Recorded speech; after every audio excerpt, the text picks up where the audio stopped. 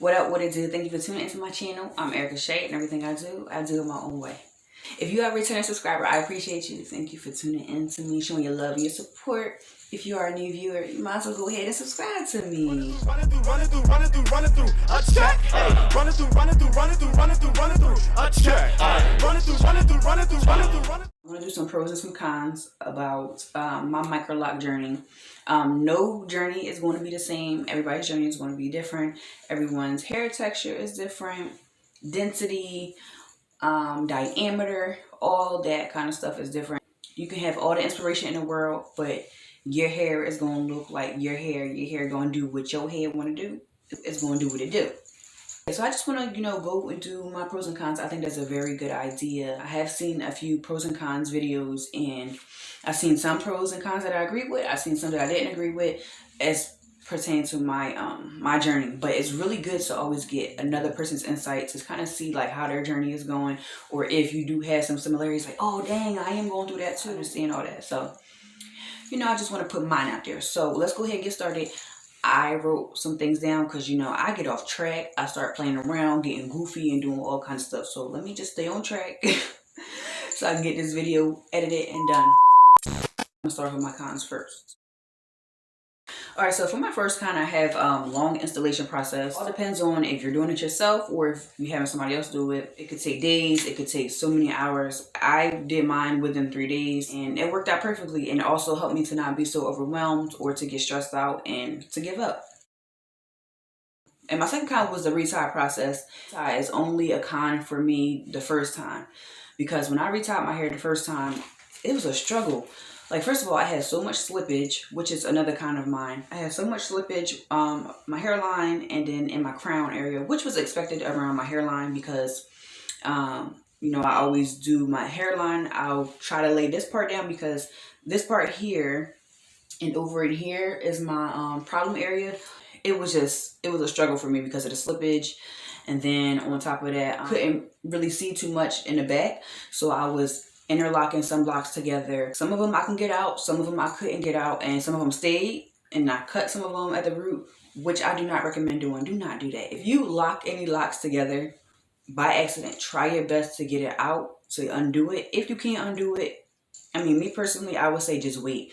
Wait till it grow out a little bit and see if you can gently pull it out of the lock that was combined and put it into the correct lock. I was actually able to get a few out like that gently. But I did cut one out, and my lock became so thin I got scared that the whole thing was just going to be done. So I had to end up combining it with another lock, which was good because thinner side. So I was like, okay, I'm just going to combine these together so that I don't have any more type of damage or anything like that. I said long installation process, retie, and I said slippage. I kind of went on with the slippage part. Yeah, slippage, it's normal. I did have some still, but the first time I had a whole lot of slippage in the crown and the hairline. This time it was mainly just my hairline again. The nape area does pretty well. I haven't had any slippage in my nape area at all. The kind of mine is lint. The lint is so annoying. A lot of times I notice the lint is when I take pictures of my hair. If I'm cleaning, if I'm doing laundry, or basically just lounging around, laying down or anything, I always try to put a bonnet on or lay on a satin pillowcase. My fifth con I'm going to say is the possibility of getting holes in locks. I have experienced a few of them. You kind of have to calculate it right when you're doing a retie, So if you go in, I do the 2-point rotations. I always like to end my lock going downward. I'm on this side, I like my lock to be laying flat down this way. Sometimes my lock couldn't lay flat because that last rotation was just too tight.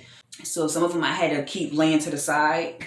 So I just be staying there. So then coming back to do a retie again and not remembering which locks I stopped at the side. So now I'm going in the side again, same direction, and then going down, boom, hole.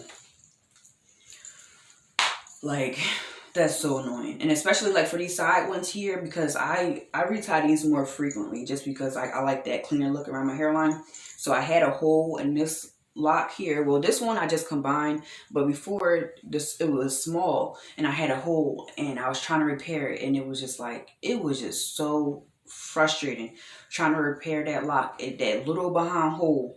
So I'm like, Okay, any lock that's too tiny, I'm combining them. I'm not dealing with that. So basically, I'm going back to how when I first started my locks, the original size. Because like I said in the last video, I end up going and making them smaller. Trying to repair the hole in the small locks is on your own. That's stressful. And I felt like my lock was about to fall out. So I was like, nope. Any lock that is too small, too tiny, it's getting combined. I'm not dealing with that, especially if I get a hole. Like, it's a little easier to deal with a hole when your lock is fuller, a little bigger, but when they super duper tiny, no, no, we not doing that. We not doing that.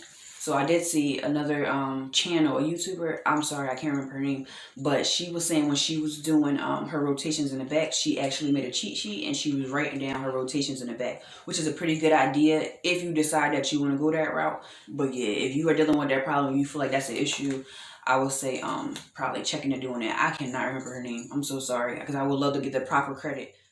All right, so the next one I had was unraveling. I didn't have too much unraveling, just only when I detangled with my ends with a comb that one time. But other than that, unraveling wasn't a big issue. I haven't detangled with a comb since then. I'll just take the the end of my lock and I'll just separate it and I'll put some cream on it because I said I wanted to keep my ends curly.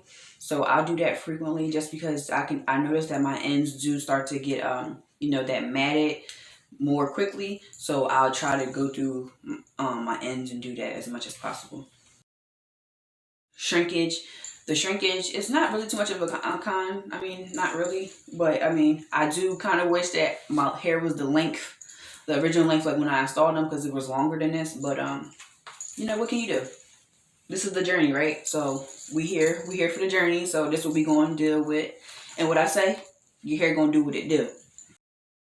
Last con is impatient. When it comes to my hair, I get impatient sometimes. I'm talking about as far as the process of actually locking. But overall, I'm a very patient person when it comes to my hair, so I can deal with things that come along with it because I'm a hair person. So I really enjoy doing my hair, giving my hair that TLC. I learned how to do hair since when I was a kid. I started doing hair for other people when I was in middle school, and it just continued on through high school. That's how I made a way of living through high school. When I played sports, the cosmetology school, got my license, started doing hair in salons. I really had the patience for hair. It's just the actual patience for the locking process is just like you really need to have some. Because if you can't, your hair, well, everybody's hair is different. But my hair is like, I noticed a difference in my hair since first installing them, but not a total difference where it's like, ooh, they locking yet. So we're going to get there, but not just yet. So now let's go on to the good part, the good stuff, the pros. Erica Shea way, who do it her own way. She do hair and stuff.